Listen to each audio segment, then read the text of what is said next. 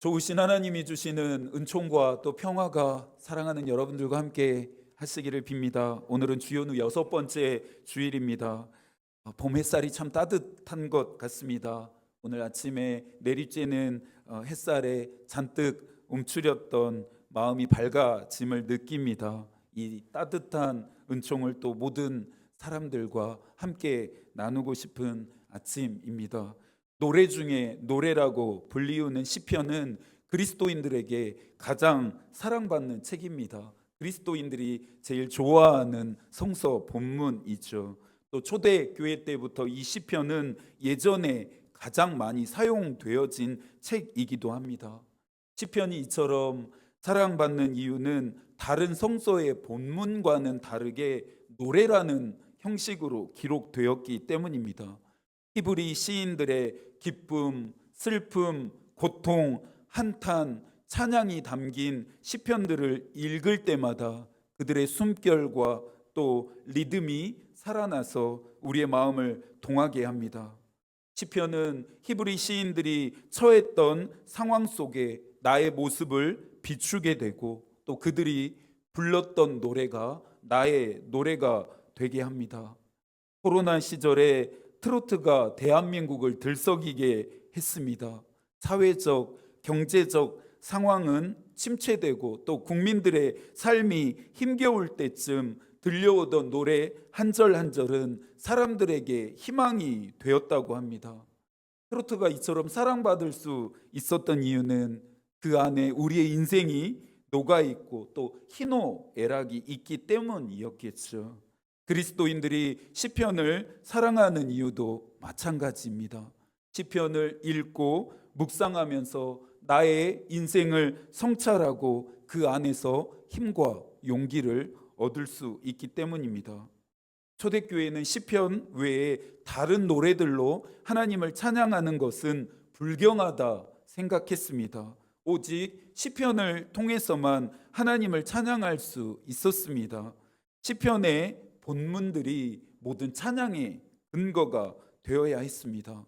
그래서 시편은 단순한 노래를 넘어서 영적 생활의 지침서이자 기도의 안내서요, 공적 예배의 찬송이었습니다.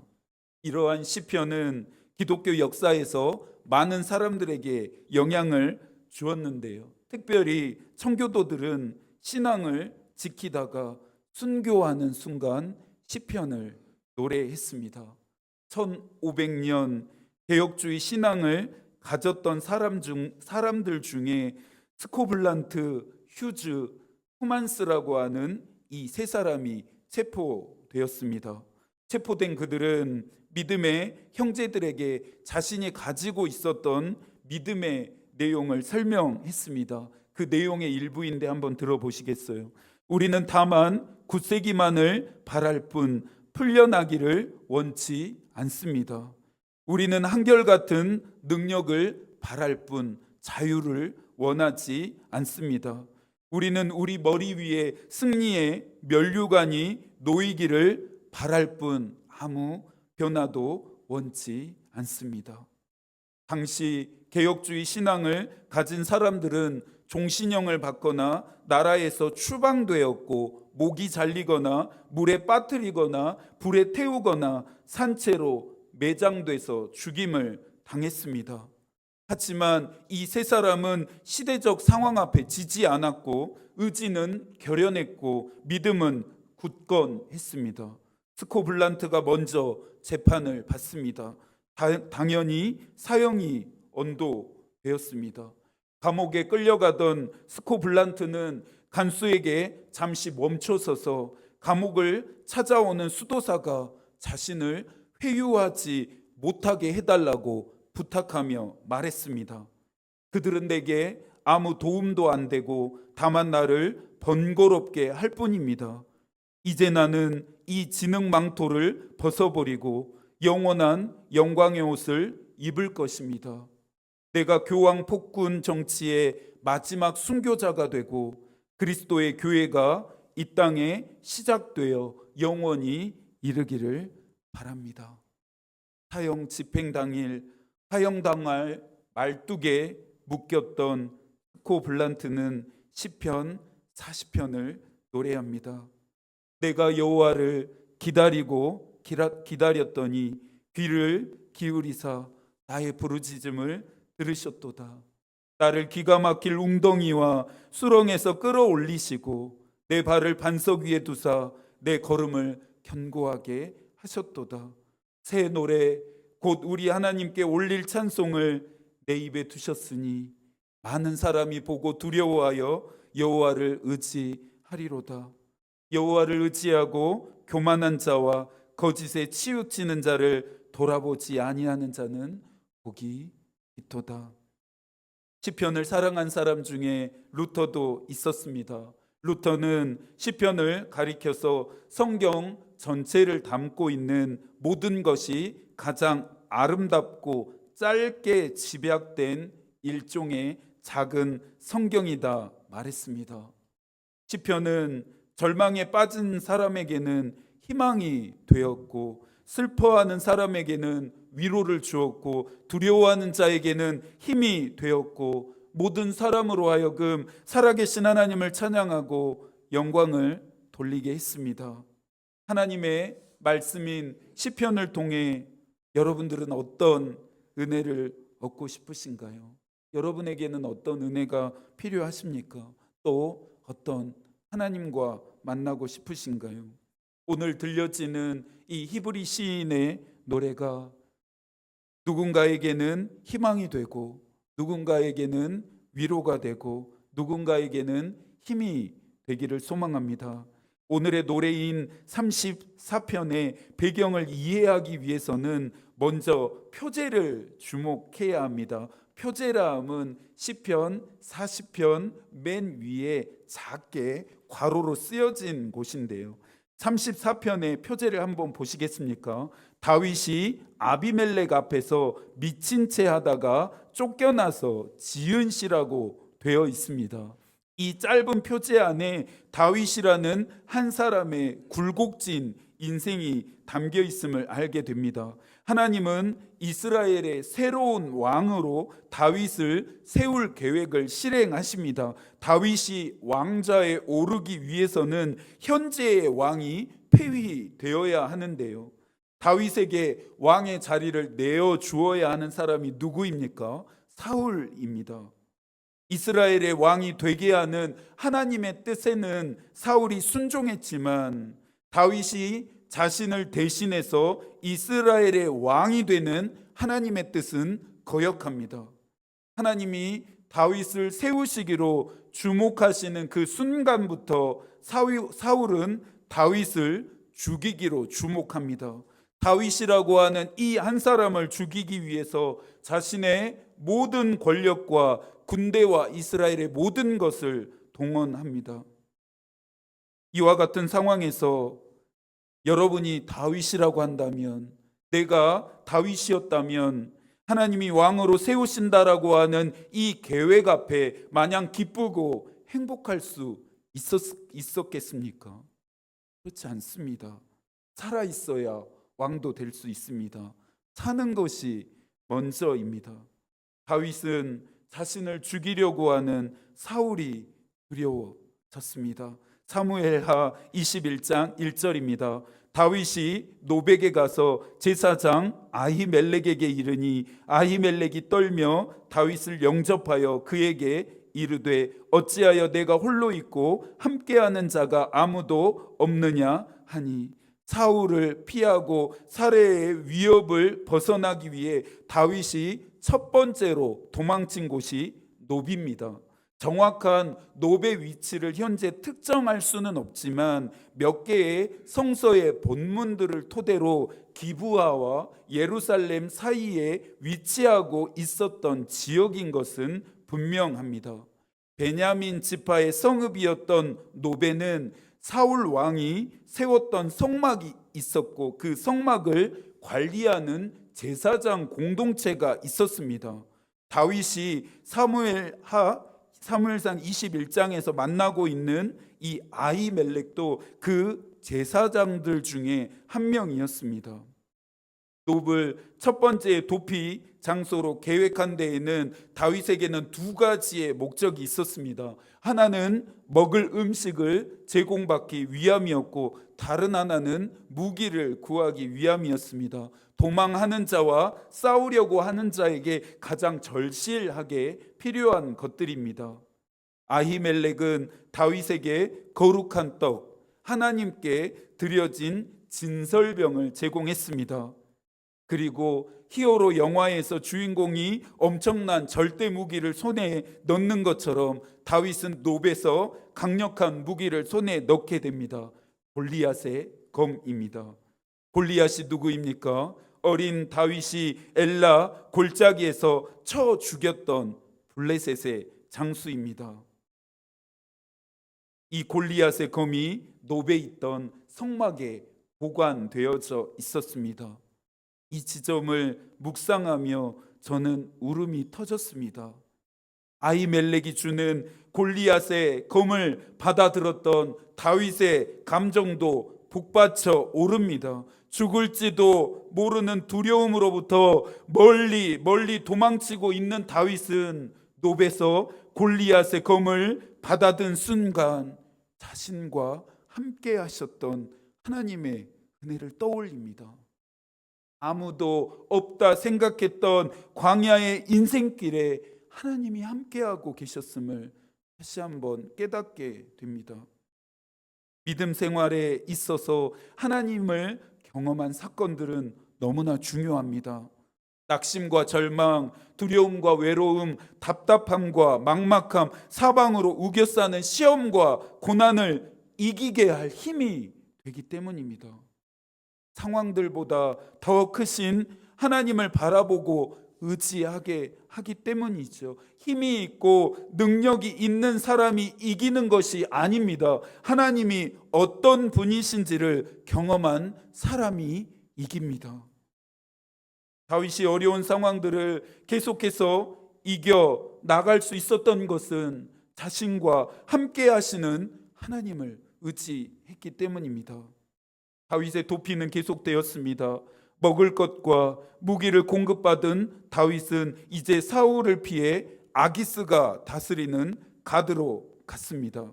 시편 34편 표제에 나오는 이 아비멜렉은 가드왕 아기스를 부르는 호칭입니다. 애굽의 왕들을 통칭해서 바로라고 부르는 것처럼 아비멜렉은 가드 지역을 다스리는 왕들을 통칭하는 호칭입니다. 부피하는 과정에서 다윗만 모르는 사실 한 가지가 있었습니다. 사무엘상 21장 11절의 말씀을 함께 읽어볼까요? 아기스의 신하들이 아기스에게 말하되 이는 그 땅의 왕 다윗이 아니니까 무리가 춤추며 이 사람의 일을 노래하여 이르되 사울이 죽인 자는 천천히요 다윗은 만만이로다 하지 아니하였나이까 한지라. 다윗은 정말 자신이 아무도 모르게 도망 다닐 수 있을 거라고 생각한 것일까요? 자신의 존재를 세상 어디에든 숨길 수 있을 거라 믿었을까요? 다윗의 영향력이, 다윗의 소문이 이스라엘을 넘어 이방 민족에게까지 널리 퍼져 있었다는 점을 다윗만 몰랐습니다. 이스라엘의 신인 하나님이 사울을 대신해서 다윗을 왕으로 세우시고 그에게 기름 부으셨다라고 하는 사실을 이방 민족들도 이제는 다 알고 있었습니다. 아기스의 신하들이, 아비멜렉의 신하들이 다윗을 부르는 호칭에 주목하십시오. 아기스의 신하들은 다윗을 그 땅의 왕이라 부르고 있습니다. 가드 사람들에게 이스라엘의 왕은 사울이 아니었습니다. 다윗이었습니다. 그들도 다윗의 주제가를 알고 있었습니다. 사울이 죽인 자는 천천히요 다윗은 만만히로다. 사울처럼 일하는 사람이 있고 다윗처럼 일하는 사람이 있습니다. 사울처럼 일하는 사람은 직분과 지위를 내세워서 권력을 휘두르는 사람입니다. 하나님은 권력이나 휘두르라고 직분과 지위를 허락하지 않으셨습니다. 하나님께 영광을 돌리고 교회의 덕을 세우고 다른 사람을 섬기게 하기 위해서입니다. 사울과 같은 사람은 하나님을 의지하지 않고 자신의 옳은 소견대로 행합니다. 섬김보다는 복종을 요구하고 함께함보다는 높아지려고만 합니다. 그러니 사울처럼 일하는 사람 곁에는 머무는 사람이 없습니다. 반대로 다윗처럼 일하는 사람은 직분과 지위보다는 영향력으로, 권력보다는 권위로 일합니다. 하나님이 주신 권위로 일하니 자연스럽게 영향력이 흘러가서 사람들을 풀어지게 하고 세워지게 하고 하나님의 뜻은 이루어지게 합니다. 먼저 섬기는 자로 낮아지고 다른 사람이 머물도록 자신의 곁을 내어줍니다. 다윗처럼 일하는 사람 곁으로는 자연스럽게 많은 사람이 깃들게 됩니다. 봉사와 헌신을 하는데 당연히 직분과 지위 있어야죠. 그러나 이것이 수단과 목적이 되지 않기를 바랍니다. 여러분의 모습은 사울을 닮았습니까? 아니면 다윗을 닮았습니까? 사랑하는 여러분들이 다윗처럼 선한 영향력으로 섬기는 사람들이 되기를 소망합니다. 자신의 신분이 발각되었음을 깨달은 다윗은 아기스 왕도 두려워해야 했습니다. 다윗이 지금 서 있는 곳이 어디라고 했습니까? 가드입니다. 가드하면 생각나는 인물이 있어야 합니다. 다윗이 노베서 얻은 검의 원래 주인이 누구였습니까? 골리앗이었는데 이 골리앗이 바로 가드 사람입니다. 다윗은 이스라엘 백성들에게는 영웅이지만 아기스 왕과 가드 사람에게는 철천지 원수입니다. 자신들의 영웅을 쳐 죽인 원흉입니다. 가드 사람들은 다윗의 다짜만 들어도 치를 떨었습니다. 1909년 10월 26일 청년 안중근은 하얼빈역에서 일본 제국 초대 내각 총리 대신 또 초대 한국 통감을 역임한 이토 히로부미를 권총으로 사살합니다. 후대의 이 일은 조선의 독립을 앞당겼던 중요한 사건으로 기록되었고 우리는 안중근을 영웅이라 부릅니다. 하지만 당시 일본 언론은 조선이 은혜를 원수로 갚았다, 조선이 일본을 배신했다라고 하면서 안중근을 흉도, 흉행자, 살인마라 비난하며 보도했습니다. 안중근은 조선인에게는 영웅이었지만 일본인에게는 테러리스트였습니다. 이제 다윗은 사울뿐만 아니라 아기스 왕과도 싸워야 했습니다. 살아남기 위해 그가 얼마나 처절하고 비참했는지 확인해 볼까요? 사무엘상 21장 13절입니다. 그래서 그는 그들이 보는 앞에서 미친 척을 하였다. 그들에게 잡혀 있는 동안 그는 미친 사람처럼 행동하여 성문 문짝 위에 아무렇게나 글자를 긁적이기도 하고 수염에 침을 질질 흘리기도 하였다. 새 번역이 훨씬 생생하게 다윗을 묘사하고 있어서 새 번역으로 읽어 드렸습니다. 사무엘상 21장은 다윗의 겉모습을 이야기하지만 시편 34편은 다윗의 마음을 보게 하는데요. 시편 34편 3절입니다. 내가 여호와께 간구하매, 또 6절 이 곤고한 자가 부르짖음에, 또 17절 의인이 부르짖음에. 다윗은 살기 위해서 요행을 바라지 않았습니다. 인간적이고 세상적인 방법을 우선하지 않고 가장 먼저 누구에게 도움을 요청했습니까? 하나님께 도움을 요청합니다. 간절하고 절박하게 하나님께 기도합니다. 기도할 수밖에 없었고 기도해야 했습니다. 시편 150편 중에는 절반 정도가 다윗의 기도이고 노래입니다. 왕의 자리를 얻고자 골리앗 앞에 나간 것이 아니었습니다. 사울의 왕위를 빼앗고자 믿음을 지킨 것도 아니었습니다. 다윗의 처연한 삶이 시작된 것은 전적으로 하나님의 탓입니다. 하지만 다윗은 하나님을 원망하지 않았습니다. 불평하지도 않았습니다. 다윗은 오직 하나님의 선하심만을 의지했습니다. 시편 34편 8절의 말씀을 함께 읽습니다. 너희는 여호와의 선하심을 맛보아 알지어다. 그에게 피하는 자는 복이 있도다. 다윗의 진면모는 왕위에 앉아 있을 때보다 사울을 피해 도망 다니던 광야에서 드러납니다. 우리의 믿음도 마찬가지입니다. 평안하고 안락한 상황보다 고난 가운데서 우리의 믿음의 진위가 확인됩니다. 우리의 믿음의 진가가 나타납니다. 고난을 만났을 때, 어려움을 당했을 때, 시험과 환난을 당했을 때 나타나는, 곧 보여지는 마음과 태도가 여러분의 믿음의 민낯입니다. 다윗의 영성은 광야에서 더 빛났습니다. 고난 속에서 더 또렷해집니다. 선하신 하나님이 자신에게 피하기로 결단한 다윗을 모른 채 하거나 물리치시지 않았습니다. 다시 4절입니다. 내게 응답하시고 내 모든 두려움에서 건지셨도다. 6절 여호와께서 들으시고 그의 모든 환난에서 구원하셨도다. 17절 여호와께서 들으시고 그들의 모든 환난에서 건지셨도다. 하나님은 다윗의 기도를 들으셨고 응답하셨으며 모든 두려움과 환난에서 건지시고 구원하십니다. 다윗은 자신의 기도를 들으신 하나님을 찬양합니다. 1절입니다. 내가 여호와를 항상 송축하며 내 입술로 항상 주를 찬양하리이다. 웨슬리는 아이들에게 다음과 같은 내용으로 기도를 가르쳤습니다.